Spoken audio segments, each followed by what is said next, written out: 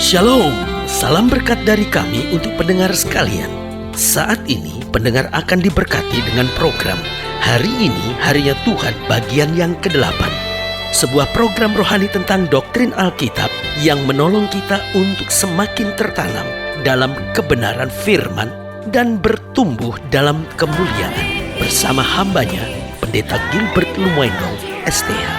Banyak orang merasa doktrin Alkitab sebagai sesuatu yang membingungkan. Tetapi tahukah saudara bahwa doktrin Alkitab intinya adalah memahami Alkitab dengan benar, dengan pemahaman yang sistematis, sehingga kita terus dapat tertanam di dalam kebenaran firman, sehingga kita terus bertumbuh di dalam kemuliaan Allah.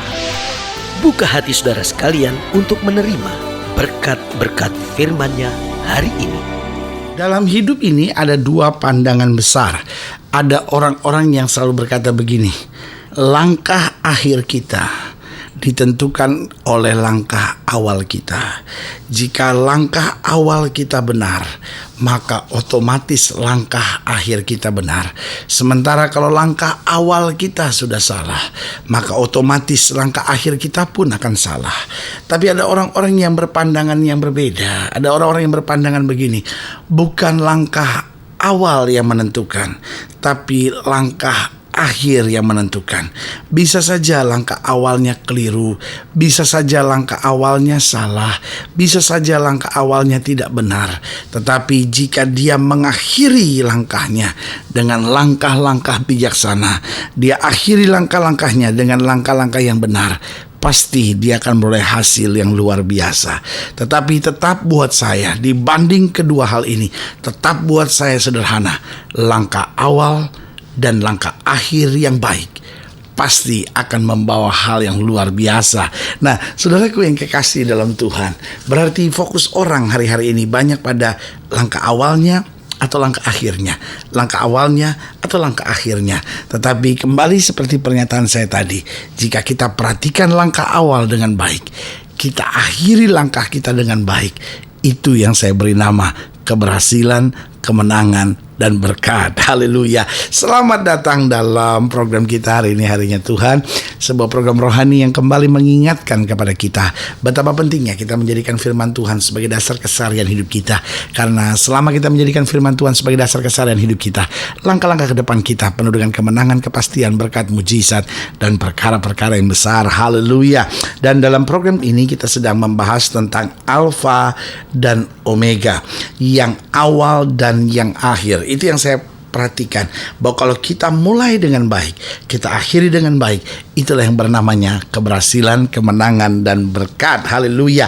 Nah, saudaraku yang kasih dalam Tuhan, kalau kita bicara tentang Alfa dan Omega, Alfa dan Omega ini adalah abjad atau alfabet dari bahasa Yunani. Jadi bahasa Yunani memulai alfabetnya dengan alfa dan mengakhiri alfabetnya dengan omega. Nah, Kristus memakai istilah ini, aku adalah alfa dan omega, yang awal dan yang akhir. Nah, kalau kita pelajari dalam Wahyu pasal 1, mulai dari ayat yang keempat, Wahyu pasal 1, ayat yang keempat sampai ayat yang ke-8, Wahyu 1 ayat 4 sampai 8, demikian firman Tuhan. Di bawah judul perikop, salam kepada ketujuh jemaat. Dari Yohanes kepada ketujuh jemaat yang di Asia Kecil. Kasih karunia dan damai sejahtera menyertai kamu dari Dia yang ada dan yang sudah ada dan yang akan datang. Perhatikan tiga dimensi yang Tuhan bicara buat kita. Dari Dia yang ada dan yang sudah ada dan yang akan datang. Berarti sekarang, kemarin, dan sampai selama-lamanya. Dan dari ketujuh roh yang ada di hadapan tahtanya, dan dari Yesus Kristus, saksi yang setia, yang pertama bangkit dari antara orang mati, dan yang berkuasa atas raja-raja di bumi. Bagi Dia yang mengasihi kita, dan yang telah melepaskan kita dari dosa kita oleh darahnya, dan yang telah membuat kita menjadi satu kerajaan, menjadi imam-imam bagi Allah Bapanya. Bagi Dialah kemuliaan dan kuasa sampai selama-lamanya. Amin. Lihatlah, Ia datang dengan awan-awan, dan setiap mata akan melihat Dia, juga mereka yang telah menikam Dia, dan semua bangsa di bumi akan meratapi Dia. Ya, amin. Aku adalah Alfa dan Omega, firman Tuhan Allah, yang ada dan yang sudah ada dan yang akan datang, yang maha kuasa. Haleluya.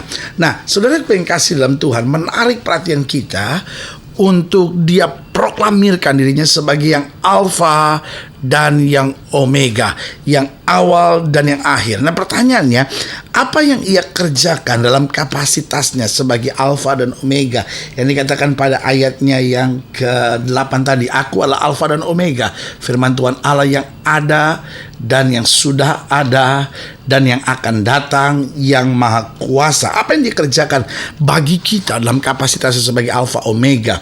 Yang pertama, coba saudara lihat pada ayat yang ke-5, dikatakan bagi Dia yang mengasihi kita dan yang telah melepaskan kita dari dosa oleh darahnya.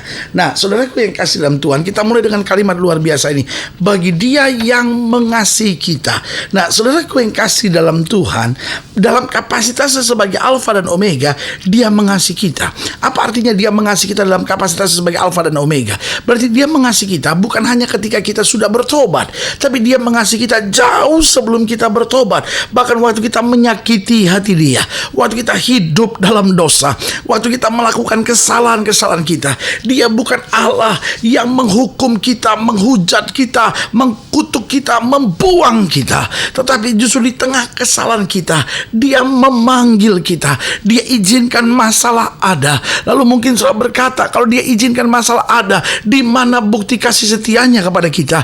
Bukankah justru ketika kita ada masalah, jangan Dia biarkan pergumulan, jangan Dia biarkan tantangan, jangan Dia biarkan persoalan ada?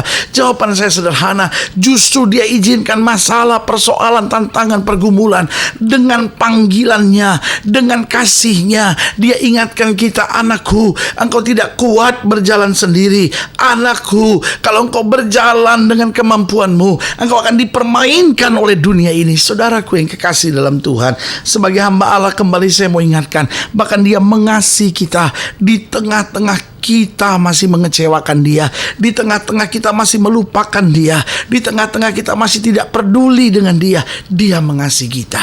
Saudaraku yang kasih dalam Tuhan, lalu kemudian karena kasih-Nya, di tengah masalah, di tengah pergumulan, Dia menguatkan kita, Dia menghibur hati kita, Dia mengajar kita, sampai akhirnya kita bertobat, sampai akhirnya kita mengakui juru selamat kita adalah Yesus Kristus, Tuhan satu-satunya, penolong, sahabat, kekasih jiwa kita. Nah, setelah kita bertobat, kita masih bayi rohani, kita masih banyak buat hal-hal yang keliru, tapi Tuhan dengan kasih-Nya kembali membimbing kita. Dia mendewasakan kita, Dia menyempurnakan kita, sampai kita akan menjadi mempelai Kristus yang tak bercela. Dan bukti bahwa Dia mengasihi kita, Dia mengangkat kita dari kegelapan. Oh, Dia memberikan damai sejahtera buat kita, damai sejahtera yang dunia tidak bisa berikan buat kita, damai sejahtera yang orang kaya tidak akan pernah bisa dapatkan, damai sejahtera di mana orang berpangkat, berkedudukan tidak bisa memilikinya. Dia berikan damai, dan selain Dia berikan damai, Dia berikan mujizat buat kita.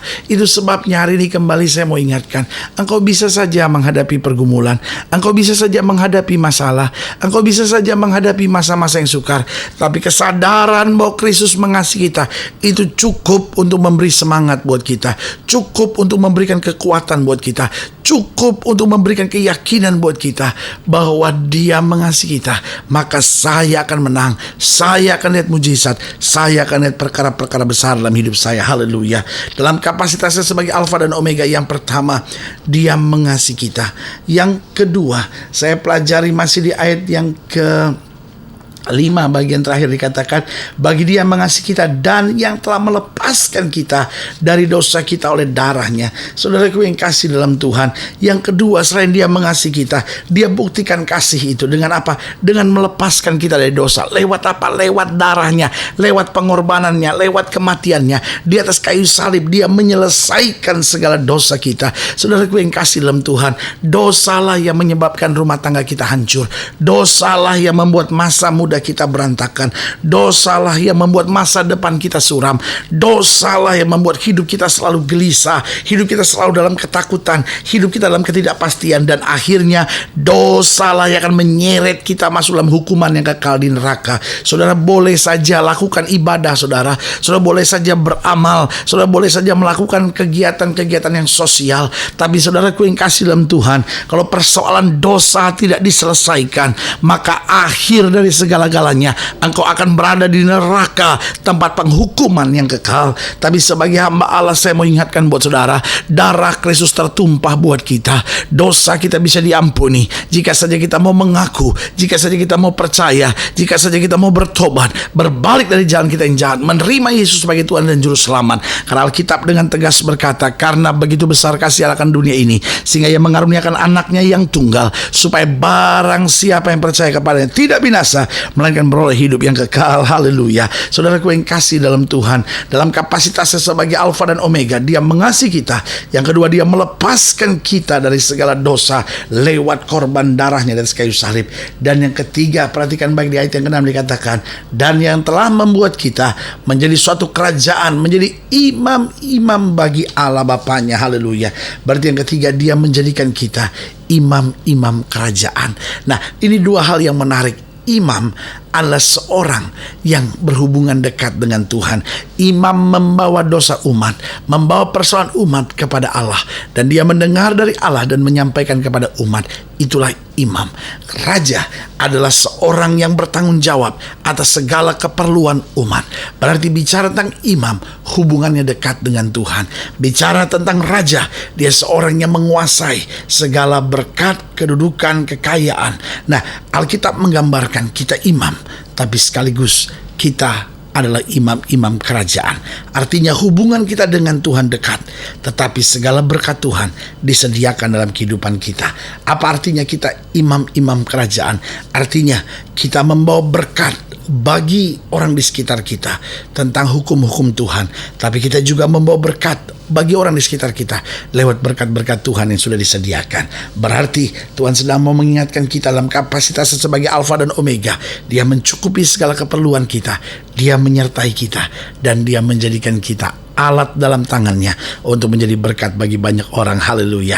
Saudara yang kasih dalam Tuhan, jika sedang dilayani lebih jauh, hubungi kami melalui telepon, hubungi kami melalui surat, kunjungi website kami, karena kami ada untuk membawa Bapak Ibu Saudara senantiasa lebih dekat pada Tuhan dan mengalami kasih kuasa mujizat yang luar biasa. Haleluya. Secara khusus melalui program ini saya juga mau berdoa buat siapa yang sakit, siapa yang berbeban berat, karena kita percaya bahwa bagi Allah tidak ada perkara yang mustahil. Nah, saudara-saudara ingin didoakan, boleh taruh tangan kanan sudah di dada dan kita akan berdoa. Mari kita berdoa.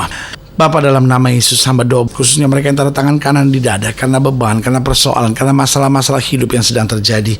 Bapa, kami tahu Engkau adalah Alfa dan Omega.